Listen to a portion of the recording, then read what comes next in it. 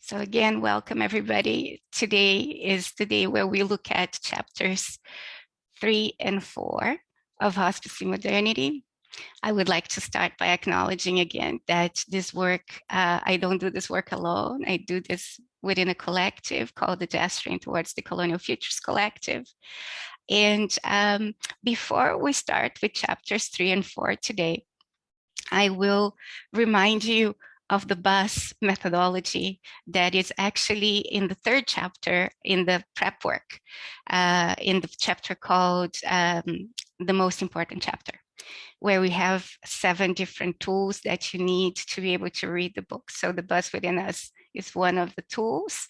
And the bus is an image we use to try to sit with our own complexities and to break down the Cartesian coherence that has been imposed through modernity. So we generally tend to think of ourselves as unified. We are conditioned and rewarded to think of ourselves as unified beings with one perspective and feeling one thing. But the bus within us helps us think about a whole bus of people within ourselves. And there are different layers of the bus, and we're not going to talk about them today, just the first layer. In this first layer of the bus, the first deck of the bus, what you have there are all the passengers that represent important moments in your life and that feel differently about different things that they are exposed to. So they they show you that sometimes they're saying one thing, they're feeling something else, they're thinking something different.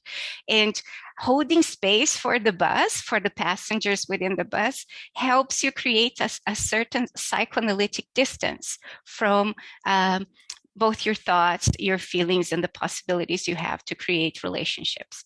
So on the bus, there's a driver. There are passengers in front of the bus that you know very well. There are passengers and who are very loud. There are passengers in the middle who you hear from sometimes. And there are passengers at the back who may be trying to hide or to sabotage what you're doing.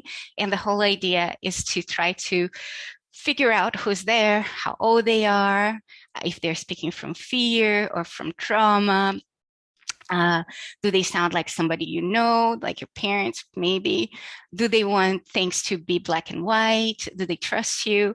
And the idea is to also try to map the conversations and to learn to observe yourself observe yourself listening and responding.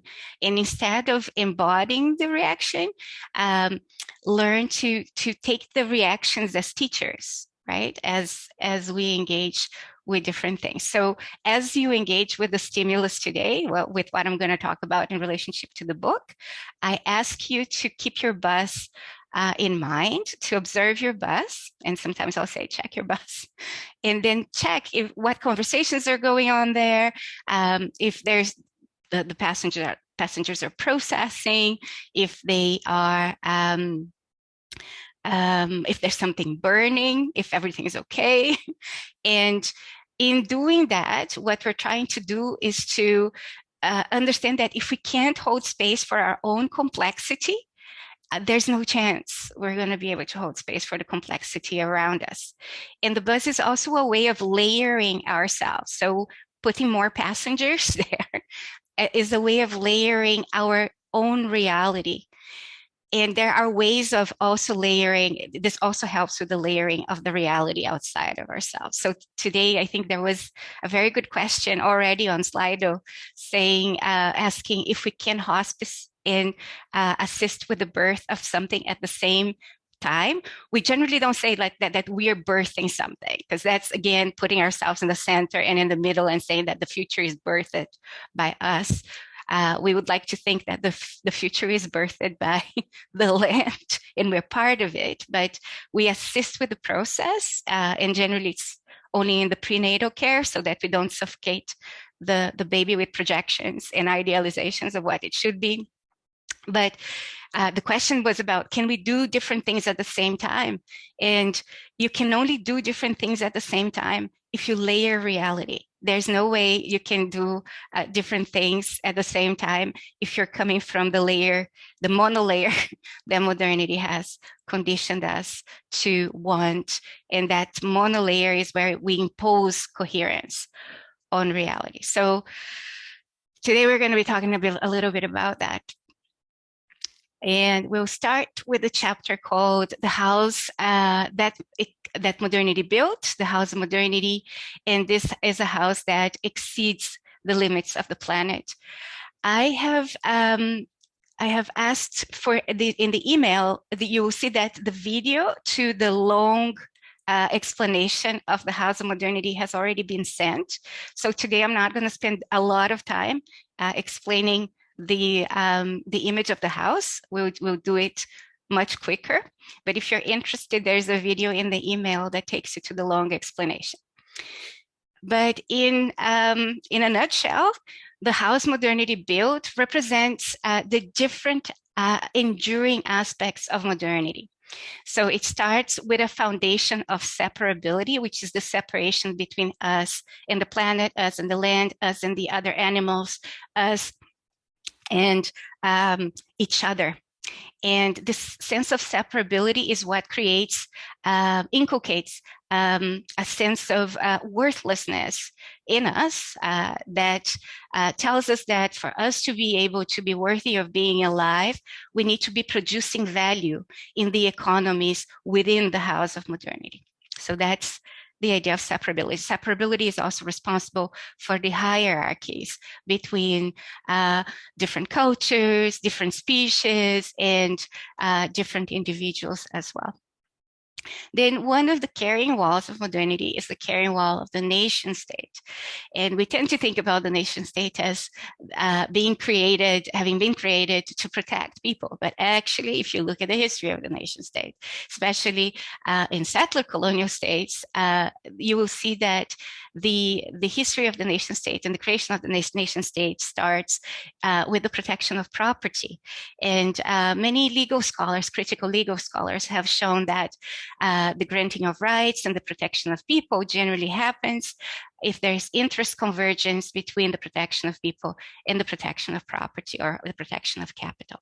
So that's one of the tenets or the carrying walls of modernity. The second carrying wall is the carrying wall of universal reason.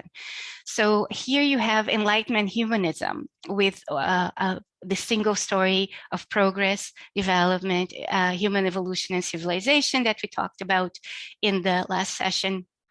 And it really focuses on this idea of one rationality, one way of being rational.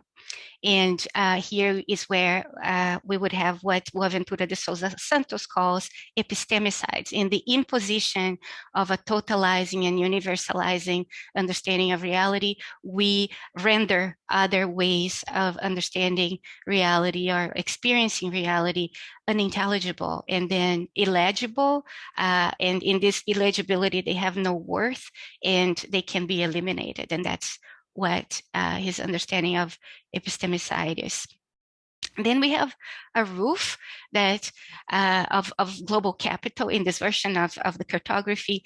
This is shareholder, financial, speculative disaster capitalism, as Naomi Klein would have put it. And this is a structurally flawed roof. And in the text where we wrote about the social cartography, you'll see that there are differences between the roof of industrial capitalism, the roof of speculative shareholder financial capitalism, and other roofs like the roof of socialism, the roof of anarchism, but they are roofs of the same house because they still rely on the same tenets. And in this first frame of the House of Modernity, you'll see that it's on a planet, but it's because it has expanded so much, it's exceeding the limits of the planet. In the second frame, we have the hidden costs of the house that talk about how the house was built and is subsidized and maintained by violence. So inside the house, you have unsustainable growth and overconsumption. And then there are two arrows, the arrow of waste disposal into the planet and the arrow of expropriation from the planet. And in the planet, you have destitution, dispossession, genocide, and of course, ecocide. So this frame of the hidden costs of the house are generally not visible to those living within the house, because the house sells itself as the solution to, or the best possible way of existing in the planet in terms of progress and prosperity and comforts. And it places its violence as collateral damage. So it says, for example, that the more we expand the house to include more people, the less violence we will see, because this violence is not related to its own construction. When actually in this frame, we are trying to demonstrate that the more we expand the house, the more violence we will need, because the house is subsidized and maintained by this violence.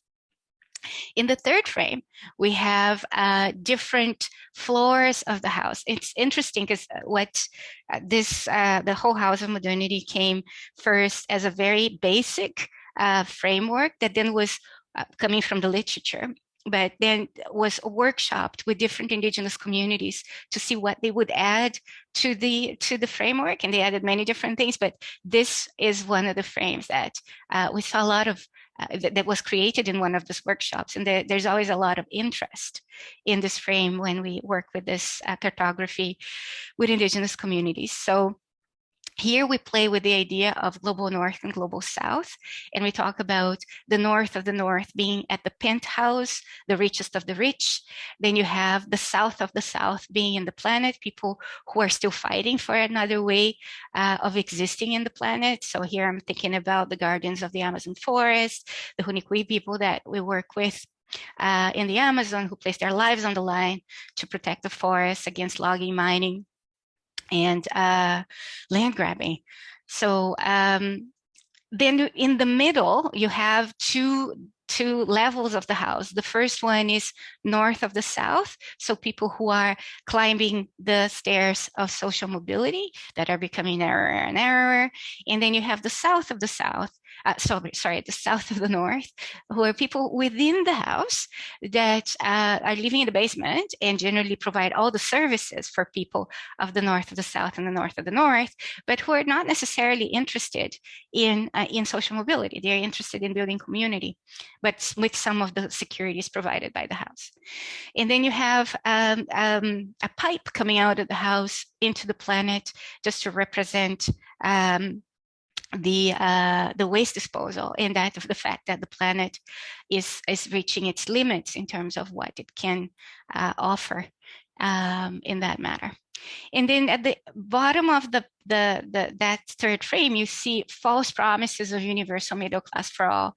And this is back to what I was saying before in terms of the promise of the house that everybody could be inside a house, hides the fact that we would need, if we all were to have the same levels of comfort as we have in the lower middle class of the high income countries, we would need about 4 different planets, planet Earths, to be able to have that kind of lifestyle. So the promise of the house is a false promise. And then you see in the last frame, the crisis, right? So there is, on top of the roof, climate change, economic instability, cancellation of rights. Of course, there's biodiversity loss, there's precarity, there's populism.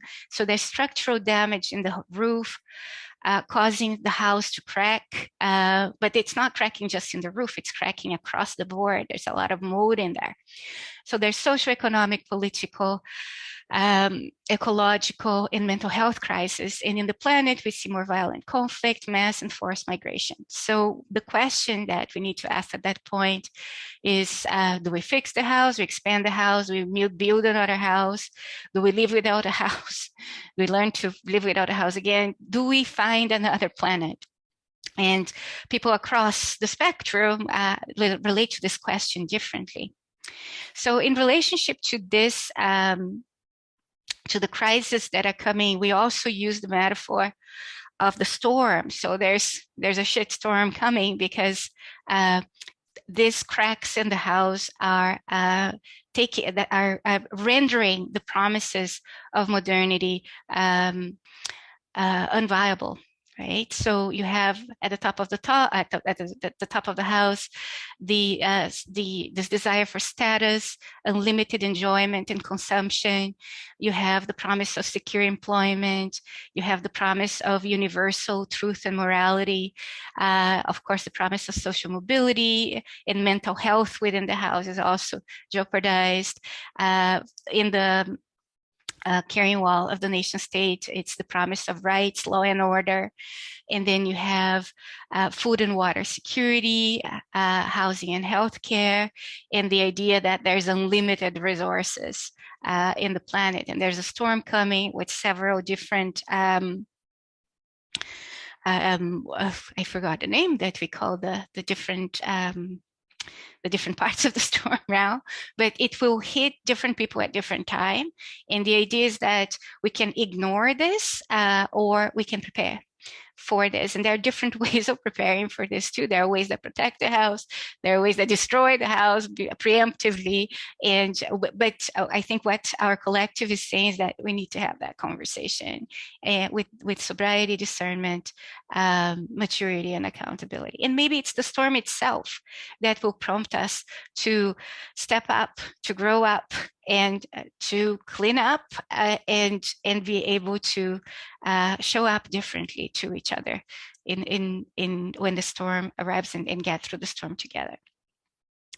Another thing that is important to say about the house is that the house also conditions our fears, desires, and entitlements. So here you have, for example, the fear of scarcity, for example, or scarcity. It's both a created and harnessed fear of scarcity, then becomes a compensatory desire for accumulation that becomes a perceived entitlement for ownership. And this becomes a feedback loop that is extremely difficult to break because it has both cognitive, affective, and relational dimensions. And this happens also with other kinds of fears, desires, and entitlements. For example, the fear of uncertainty, the desire for certainty, and the entitlement to stability, the fear of chaos, the desire for control, the entitlement to order, and so on and so forth. And here at the bottom line of this is this attachment to the entitlement within the house to unaccountable autonomy, to moral authority, and to the arbitration of justice and common sense. And we talk about this, there's actually another A, which is the A of accumulation of power that is not there. But we talk about this as the A's of assholism. So I will ask Azul to put in the chat a resource that we have called the Anti-Assholism memo.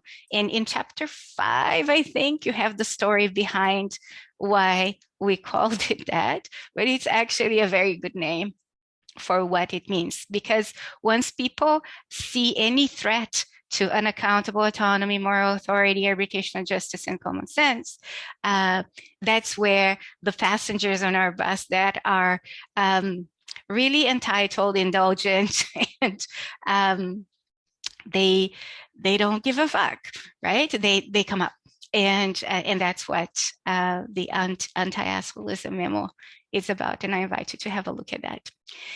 So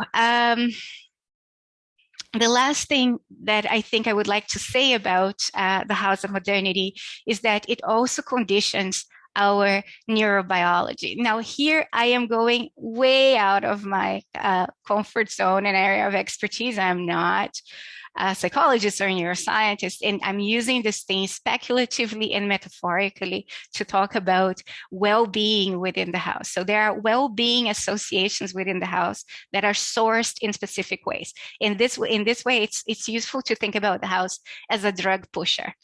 And in the book, you will see the explanation of this neurochemical cocktail of dopamine, oxytocin, endorphin, and adrenaline being problematized, and also the possibility of an existence based on a different kind of cocktail placed there as an example of serotonin, GABA, acetylcholine, and this practices of cortisol reduction, right?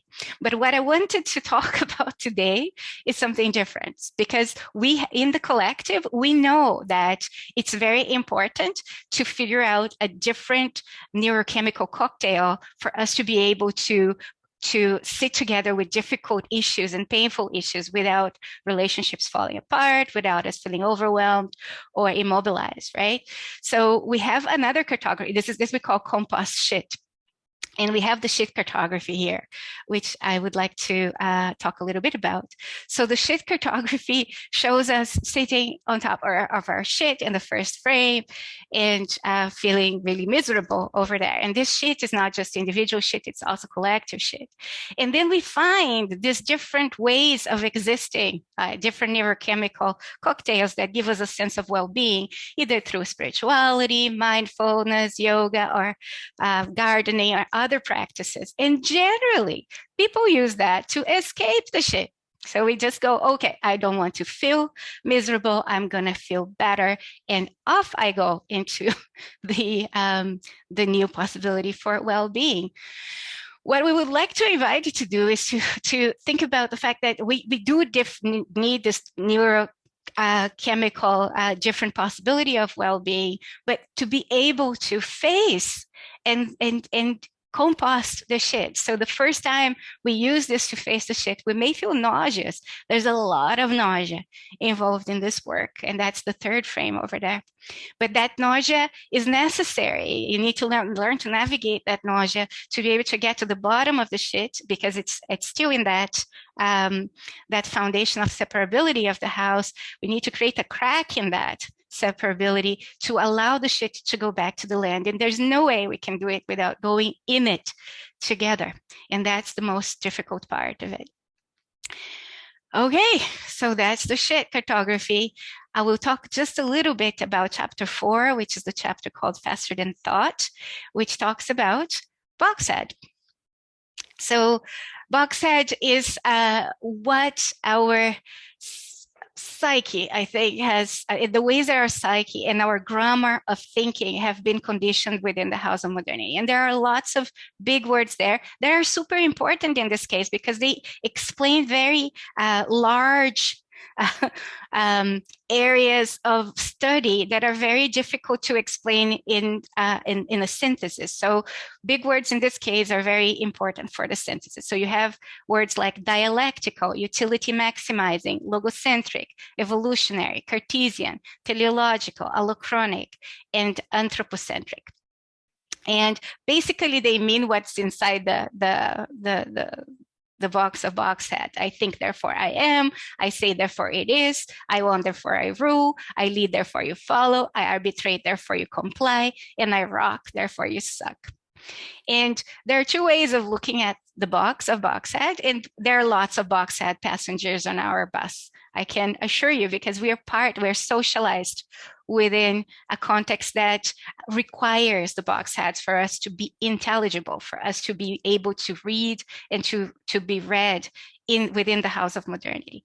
But there are two ways you can read the box, at least. One of them is that there's a box and there's an outside of the box. And a lot of people who think about it as a box and outside of the box, and this is a useful way to think about it, but there's a problem, because the outside of the box only makes the box bigger. It's very, very difficult to interrupt all of these ways of thinking, the grammar of thinking, with just one initiative, right? So generally, when you think you're outside of the box, you are operating in dialectical ways back into the box. And that's fine, basically, but it becomes a conundrum that needs to be wrestled with, and that doesn't allow us to think of ourselves as the avant-garde. But the other way to think about the box is that there is the drawing of a box, and there's a line that draws the box. And in this line, there are other forces. There is the erotic, the aesthetic, the intuitive, the ludic, the divine, the hilarious, the other than human. And these things can interrupt the box. They can cause mischief within the box, but they can also be included within the box and become something that the box contains, right? So one important thing to be said about box head is that in certain ways it can be useful in certain contexts to pathologize the box. But if you were to build a plane, box head is your passenger. You would need box head to be able to build a plane. However, if you're going to build relationships, box head will wreck it for you. If you're going to build a relationship based on the things, the tenets that were conditioned through the socialization within modernity, relations are going to be very transactional, very projective. And they're not the kinds of relationships that are grounded on trust, respect, reciprocity, consent, and accountability that we've been talking about. But again, for the plane, box head is great. And but the issue too is that box head can't deal with probably what the plane or the creation of planes does to the planet, because that is a question of relationship as well. And that's box head also that creates the monolayering that I was talking about in the beginning. So the last thing I would like to say about box head before we go into the breakout rooms is that box head comes with a set of desires, entitlements, and archetypes. And this is one of the cartographies we have to talk about that. So there are desires and entitlements related to agency. So you have box head there attached to justice arbitration in the archetype of the judge, the righteous, the expert. You have the box head attached to moral authority, the leader, the problem solver, the change maker.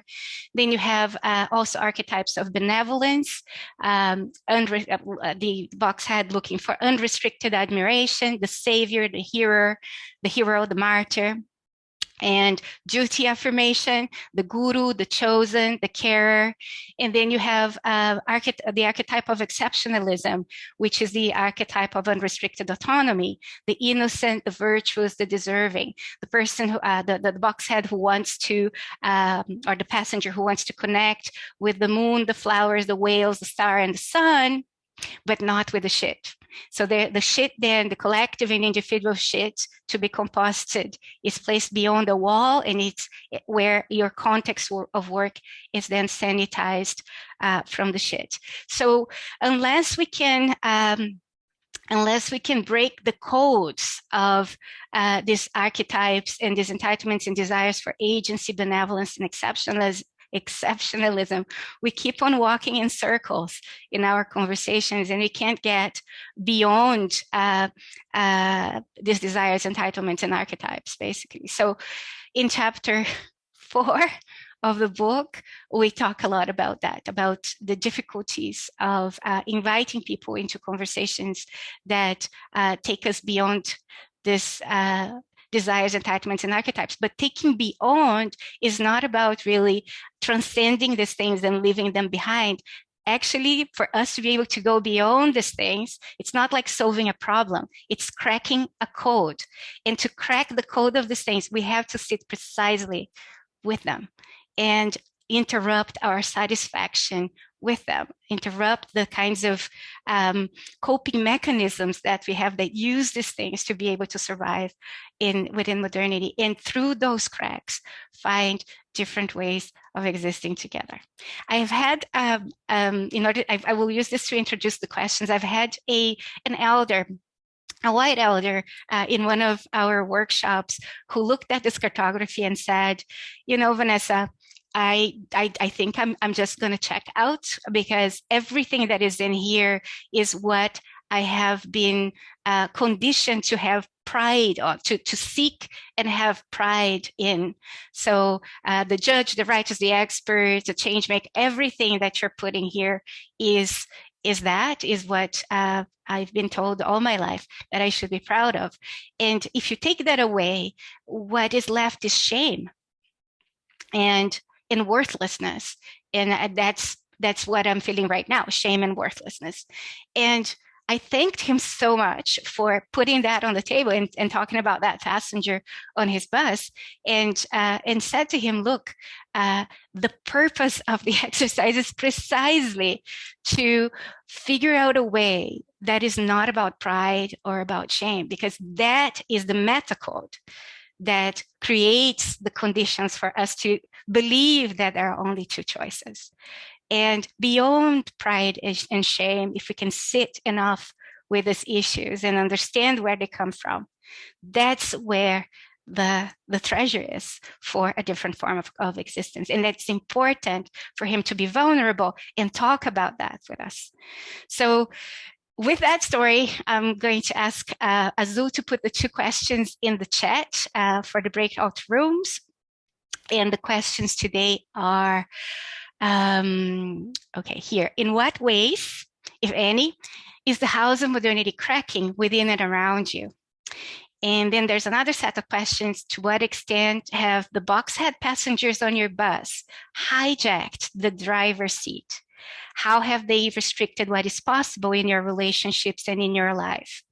And what have you missed out on that you don't even know about? What has modernity stolen from us in terms of possibility for existence? So welcome back, everybody. We will go to Slido. And this time I've learned how to work with the admin panel on Slido. So you will see that the question that I'm trying to answer is actually highlighted. So the first question is, can you say more about letting go of making meaning? I think in the book, we talk about letting go of the attachment to meaning making as the only way to relate to the world. And that is to do with understanding that storying the world is just one way that we can interact with things, and has become the only way within modernity. That's how we are conditioned to perceive it. But in that conditioning deactivates other capacities that we have to be able to relate to reality, to sit with reality, both within and around us. The stories that we tell are very important. I don't think we're saying just let go of meaning making full stop, but letting go of a specific relationship to making meaning that makes it the only possibility for us to relate. So in that sense, I'm thinking about the insight that there are 99 senses, not just 5 senses, not just taste, smell, touch, sight, and I forgot the last one. Like today, it's not going to be, I'm not probably going to be able to think the same way or as fast as the other days, because my head is pounding, but I will do my best. I will forget some words though, I know that already. So it's 99 senses, and the problem is that meaning making is one of the senses that we have to relate to the world. And within modernity, it has become the sense that overcodes the other senses, to the point where we can only sense something now if we make a story about it. And in relationship to that, I think one of the times that I really started thinking about it more deeply was in a ceremony here in Kainai, in Alberta, where there are lots of catharsis. So there is, we don't eat or drink for 4 days, and it's the sun dance. We dance in the sun from sunrise to sundown, and we are not eating or drinking. And there are lots of catharsis, not only for the people who are dancing, but also for those who are witnessing. And we are trained in the discipline of, if there is a catharsis, you do not put a story on top of it. You allow the ceremony or the land itself to help you release the things that you have bottled up, without thinking about whether this is your trauma that you had with your mom or yesterday with your boss, or you stop making meaning about it, and you start being present to what's presenting itself and allowing it to move back to the land, to move through you. And you do need some discipline to do that. I do not, I think we do need techniques. We can't just interrupt these things out of the blue. And we need some help. And sometimes it's stories that help us interrupt the stories. But there is a book that talks about it in relationship to pain. I know that there is another question now related to pain that it will probably come up. But the book is called Towards Scarring Our Collective Soul Wound. It's written by an Indigenous elder who's called Cash Ahenakew.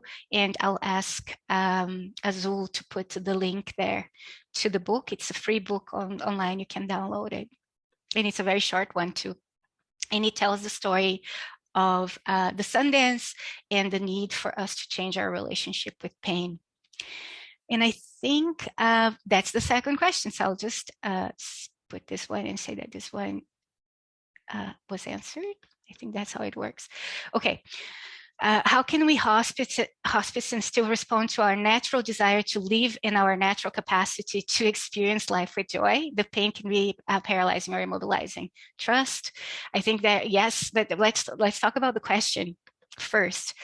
What we perceived as natural within modernity needs to be interrogated because modernity naturalizes and normalizes a few things as if they were of human nature. And then you can see a lot of people arguing in that direction. So I do believe we do have a natural desire to live and to have joy, but it's not only to live and to have joy. And I think within modernity, that desire to feel well in the absence of pain is associated with well-being and joy. And in the book, Cash Ahenakew's book, you'll see that that's a specific understanding of well-being, that is well-being in the absence of pain. And he talks about the need for us to change our relationship with pain so that we are not haunted by it, because the fear of pain is often worse than the pain itself in terms of the havoc it causes in our lives and in the world, and the pain it causes to others. So in many indigenous cultures, there are disciplines like rituals and rites of passage that make us make us ready or have stamina, build our stamina to be able to relate to pain differently, and especially relate to the inevitability of pain and not resent pain, to take pain as a teacher. Sometimes pain is just pain, like the one that I'm feeling now is just painful and something that I'm carrying. But if I start to resent it and feel that I can only feel well in the absence of pain, my approach to reality is going to change, and I probably wouldn't be here talking to you. But if you have the discipline to feel well, even when in pain, and receive and not necessarily welcome pain, but be present to the pain presenting itself without fear or resentment, you are in a much better position to be able to live your life and the different stages of your life closer to the real, right? To the beautiful, the ugly, the broken, and the messed up or the fucked up, without turning away, like being able to then compost that shit. So I do recommend the book, The Scarring Our Collective Soul Wound by Cash Ahenakew. It was also part of our collective. Okay, second question, I'll see this. How do we share this vital message without using, ironically, elitist academic language that may be indecipherable to many folk?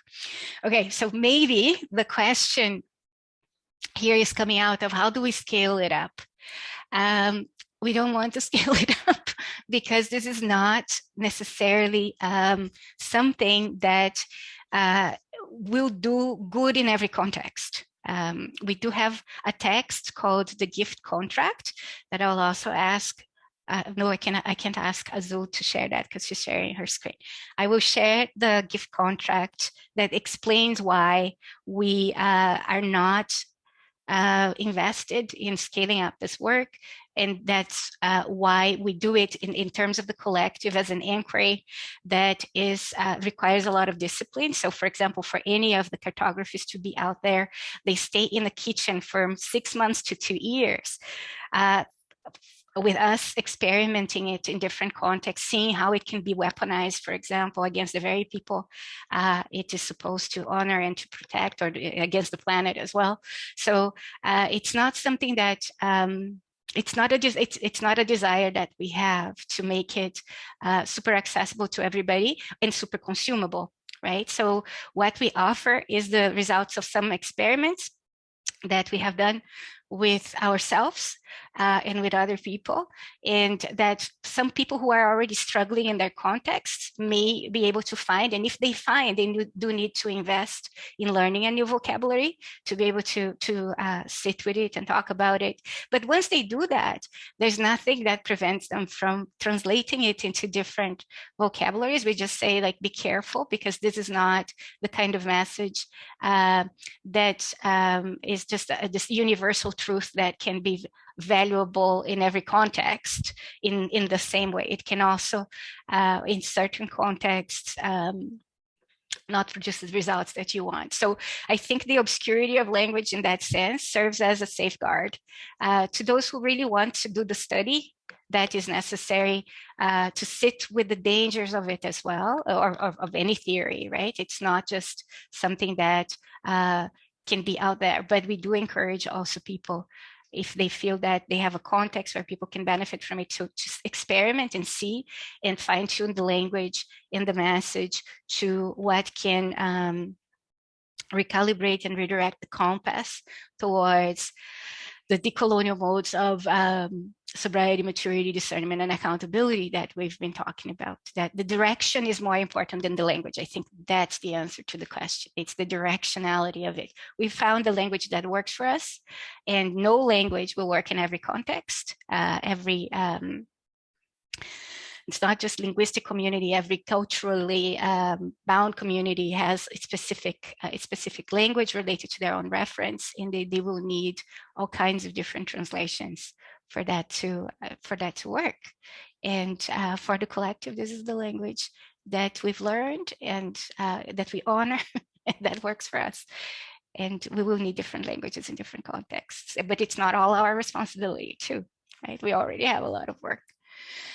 Okay, so next question is, when we assist with modernity's passing with integrity, what does with integrity imply in the ontological layer? Integrity can imply many different things here, but I think a short answer to this would be honoring modernity's existence would mean being able to teach with the lessons it came to teach us, and not running away from these lessons trying to fix modernity. And this is hard and painful, but it's necessary. So if modernity is a contrary teacher, it's honoring modernity as a teacher that is the integrity of the death and of the passing. I think that would be the short answer to that, Paul. Thank you for the question.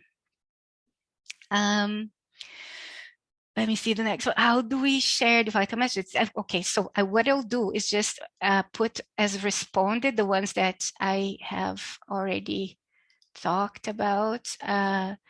Penelope asks, what do you mean by relational rigor?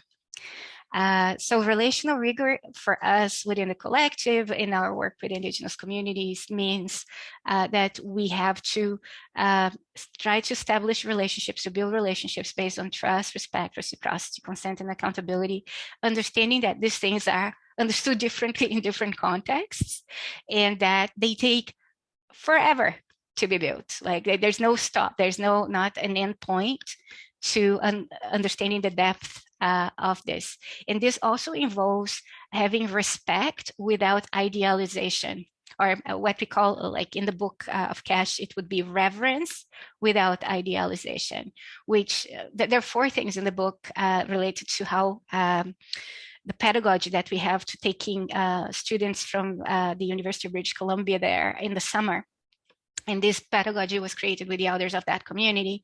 And it involves 4 different things that I think are about the relational rigor. So the first thing that students need to remember is that when witnessing a ceremony, the Sundance ceremony, they need to do what is necessary rather than what they want to do. And that's interesting because it means decentering yourself, disarming your effective landmines, decommissioning your weapons that we generally use to protect your ego, and being present to what's presenting itself, and being able to put your hands on the and do the work.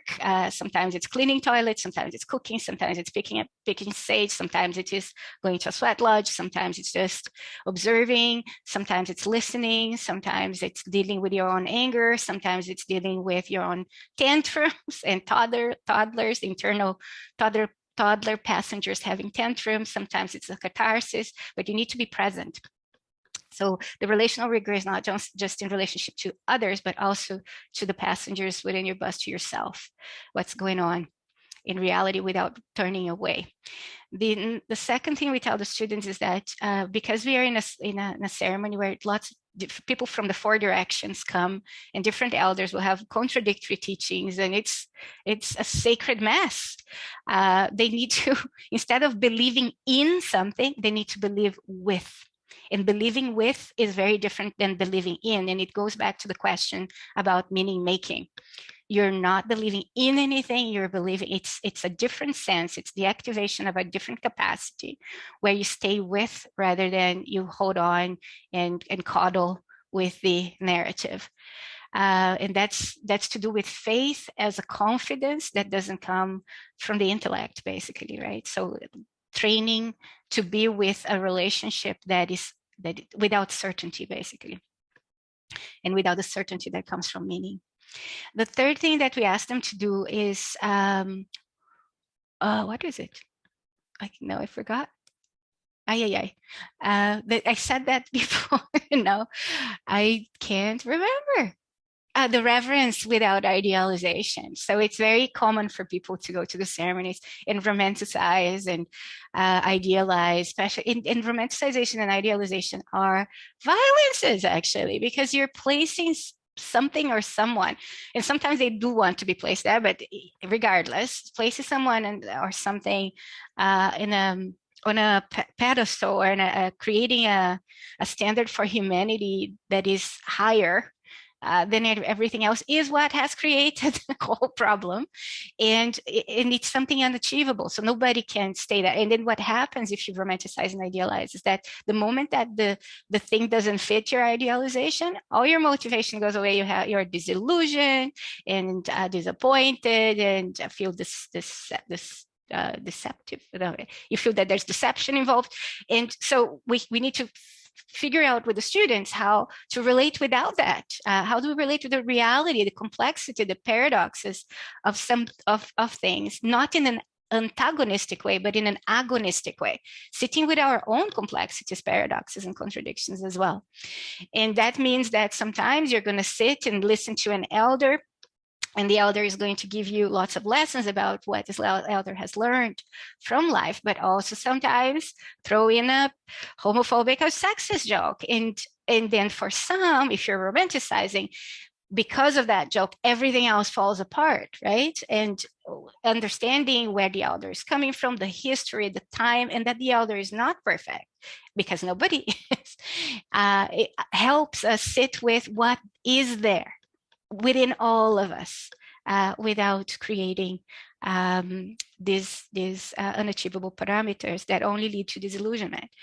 So the last thing that the book says about the pedagogy, and that we've been using the pedagogy with the students, is when it gets hard, dance harder. Don't run away from it, and face it, and you will find help both from the land and from other people who are doing this with you. Become part of this organism that is the Sundance, and the metabolism of it, the movement of it. And don't be afraid of it, and don't run away, and stay with us. Stay with the trouble and through the storm, internal and external to ourselves. Yes, so relational rigor is related to this, to all of that. It's a long answer, this one, but I think it encapsulates what we're trying to talk about. So decolonization, Cliff saying decolonization originally referred to reclamation of indigenous land and life. How is decolonization related to the work of in hospice in the house of modernity? I think it's part of the same kind of work. There is definitely a part of it.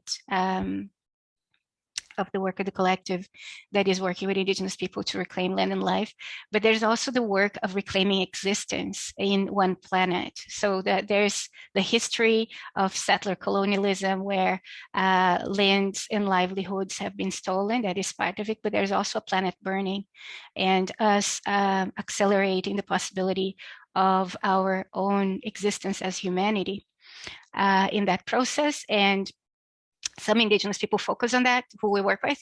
Some focus more on just the lands and lives of indigenous communities. There is a text also on the GTDF called The End of the World as We Know It. And indigenous people do know that we're all interrelated, and that if we don't, what we hear from some people, some indigenous people work with, is that the Western culture is the youngest, and that is jeopardizing everything for everybody. So we do need to work with them and also recognize them as part of us, and then go in that direction. And there are people who just would say, no, that's not what we're ready to do right now. We are going to focus on our communities, and that's also legitimate, and we respect that. And I think the collective, most of the work of the collective has been at that interface between supporting those who want indigenous resurgence, to reclaim their land and lives, supporting those with settler responsibilities, how to support that, but also looking at the bigger picture of a planet that requires all of us, just including indigenous peoples too, and they would say that as well, to decenter ourselves, to center the earth, and to step up, grow up, clean up, and show up differently to each other. But this cannot be used against indigenous people who want to just focus on their communities. That is very, very important as well. I hope that answers the question. Okay, so let me see if I put answered, relational rigor has been answered, the meaning one has been, okay. One aspect of, this is Raj's question, one aspect of honoring collapse is holding steady our anxieties, fears, etc. What is the learning as we hold steady and giving space for these feelings? Yeah, we call it building stamina, to sit with the shit, to compost the shit, first to look at the shit, then to sit with the shit, then to compost the shit, and learn how to get through the storms together. And we do use a story of the buffalo here that is told here in Alberta in the prairies by indigenous people too, about the buffalo. When the buffalo, there's a storm coming, the buffalo, if depending on the angle it has in relation to the winds of the storm, it's very easily that because of the size, it will all the snow will fall in a way that will immobilize and kill it. So there is a technique to go through this that the buffalo knows about aligning yourself with the storm and putting your head down in one foot before the other in a specific pace that allows the buffalo to go through the storm without getting killed. I think that's akin to what we will have to learn to do, and that may mean different things, but some of them is learning to hold space and to parent our passengers on the bus that are kids and that have been rewarded for being kids within modernity, because modernity does reward that. It does reward immaturity, and interrupting that and inviting people into a process of, we don't say growing up anymore, we say growing down. And it's a process of eldering. There's a whole project on eldering at GTDF that is also led by Cash Ahenakew. There is a new resource that was published towards eldering, out of a question from a young person about what is there to look forward to after 40. And when he turned 60, he looked back and said, this is, I think, what gets better.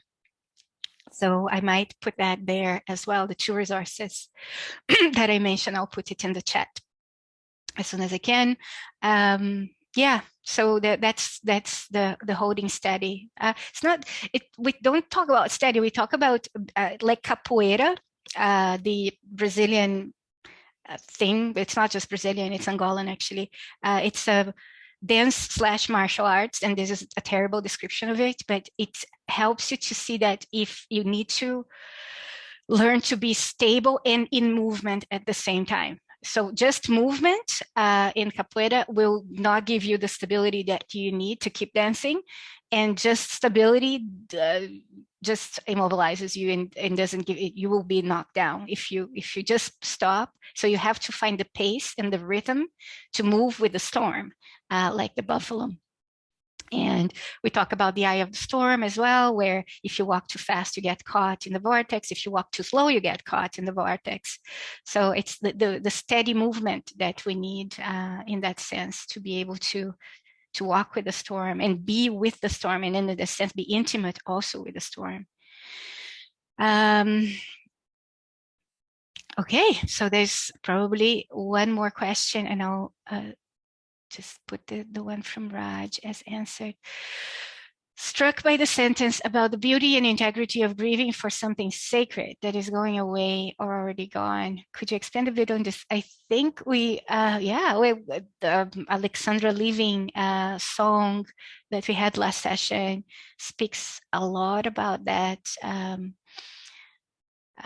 What I remember from that song is a sentence, it's a part of it that talks about you who have been bewildered by a meaning whose code was broken, crucifix uncrossed. That is the unraveling. Within the sacred, there is life and death. There is nothing and everythingness. So the unraveling of that and the revelation of that, I think, is what we're talking about here in terms of the beauty of it. But that beauty can only reveal itself as an epiphany if you take a step back from your own temporality and remember the fact that we're part of a much larger continuum that goes beyond the temporality of our physical body. So you can have a glimpse of where we come from, where we're going to, but not a storied one. It's just your being knows that this is not just it. This is not the end game. And but it doesn't have to give it a name of a god or goddess or anything. It just has to honor the existence of something that is unfathomable to us humans. But it's also that we're part of that thing. That I think is the beauty of it. Thank you for the question. I find that question very, very beautiful as well. Thank you for reminding me of that. The book cover. So the book cover was inspired by the olive tree story. So I think when the description was sent to the layout, the artist who made it, it was that chapter that created it, and it came with a storm, and the storm was much more visible in the first versions of the cover. So if you turn the back of the book, I don't have a book here. I do actually. If you turn to the back, the colors here at the back and at the front as well were meant to be a storm, and they were much more evident in the first versions. And the drops, right? The red drops. When I showed it first to my daughter, and she was going through through something, she said, "Is this blood, Mom?" And I said, "I don't know. Maybe." But it could also, then somebody else who was with me, I had a friend with me, said, "Maybe it's menstrual blood." And I'm like, maybe it could be.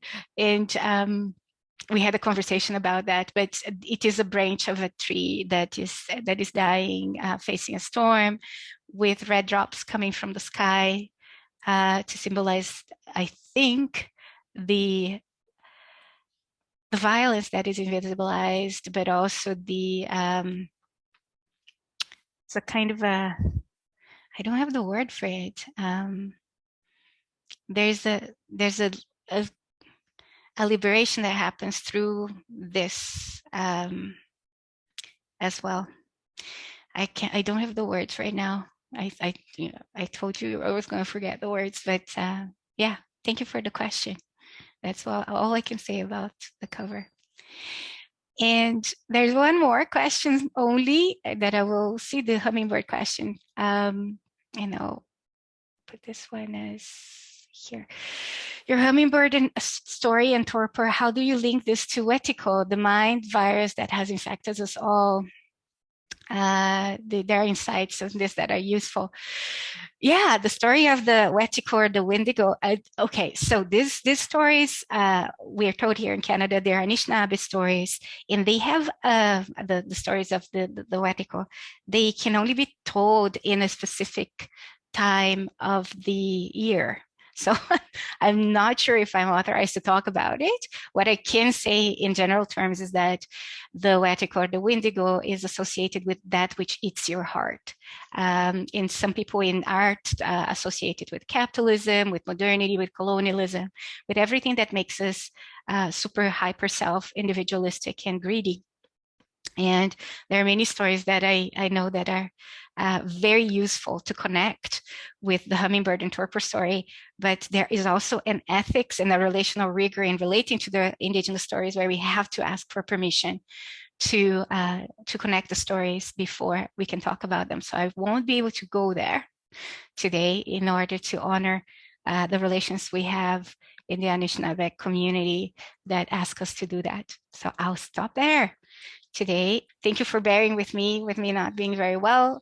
And I'll see you next week. Have a great week. And I'll allow everybody to unmute if you want to say goodbye. Bye. Bye. Feel better. Bye-bye. Thank you, Vanessa. Thank you, Vanessa. Bye. Thank you, Vanessa. Blessings, everyone.